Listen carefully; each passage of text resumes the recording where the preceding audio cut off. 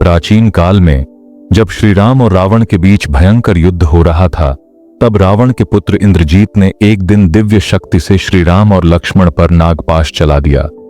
इससे दोनों मूर्छित हो गए। तब वानर राज सुग्रीव ने हनुमान जी को तुरंत वैद्यराज सुषेण के पास भेजा।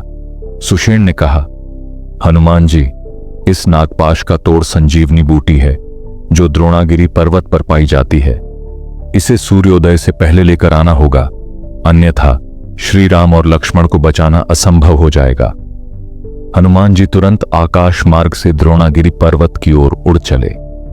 यह देखकर रावण बहुत चिंतित हो गया।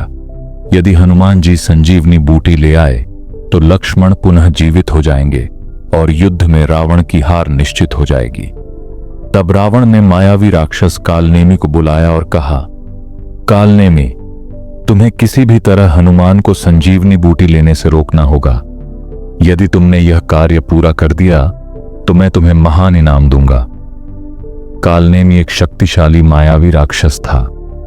उसने तुरंत एक चाल सोची और हनुमान को धोखा देने के लिए एक नया रूप धारण कर लिया। कालनेमी ने एक सुंदर आश्रम का निर्माण किया और उसमें साधु का रूप धारण कर बैठ गया। जब हनुमान जी आकाश मार्ग से गुजर रहे थे तो उन्हें वह आश्रम दिखा। कालनेमी ने अपने मायाजाल से उस स्थान को अत्यंत सुंदर और दिव्य बना दिया था। वहां एक स्वच्छ जल से भरा सरोवर भी था। जैसे ही हनुमान जी वहां पहुंचे, कालनेमी साधु के रूप में बोला, वत्स, तुम बहुत थके हुए लग रहे हो। पहले जल ग्रहण करो, स्नान करो और थोड़ा विश्राम कर लो, फिर आगे जाना। संजीवनी बूटी इतनी जल्दी नहीं मिलेगी, तुम जल्दी क्यों कर रहे हो? हनुमान जी कुछ देर के लिए रुके और जल पीने के लिए सरोवर में उतरने लगे। लेकिन जैसे ही वे जल पीने लगे, तभी वहां एक विशाल मगरमच्छ प्रकट हुआ और उन पर आक्रमण कर दिया। हनुमान जी ने तुरंत अपनी गदा उठाई और मगरमच्छ का वध कर दिया। मगरमच्छ के शरीर से एक अप्सरा प्रकट हुई। वह बोली, हनुमान जी, यह कोई साधु नहीं बल्कि मायावी राक्षस कालनेमी है। रावण ने इसे आपके मार्ग में बाधा डालने के लिए भेजा है। यह सुनते ही हनुमान जी का क्रोध बढ़ गया। उन्होंने तुरंत कालनेमी की ओर देखा और बोले, अरे दुष्ट, तूने मुझसे छल करने का दुस्साहस किया, अब तेरा अंत निश्चित है। हनुमान जी ने अपनी पूंछ से कालनेमी को पकड़ लिया और उसे जोर से आकाश में उछालकर धरती पर पटक दिया। कालनेमी तड़पकर वहीं मर गया। इसके बाद हनुमान जी ने द्रोणागिरी पर्वत की ओर उड़ान भरी। वहां पहुंचकर उन्होंने देखा कि उन्हें संजीवनी बूटी पहचान में नहीं आ रही थी।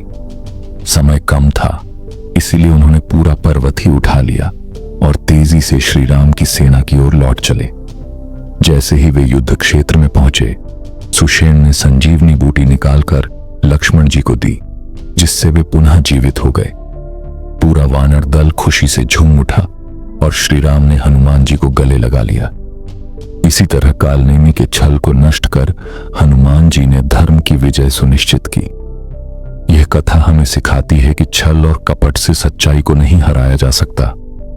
अंततः सत्य और भक्ति की ही जीत होती है। अगर आपको ऐसे ही और रामायण से जुड़े कहानियां सुननी है तो हमारे चैनल को सब्सक्राइब कीजिए और यह वीडियो अच्छा लगा हो तो लाइक कीजिए। धन्यवाद।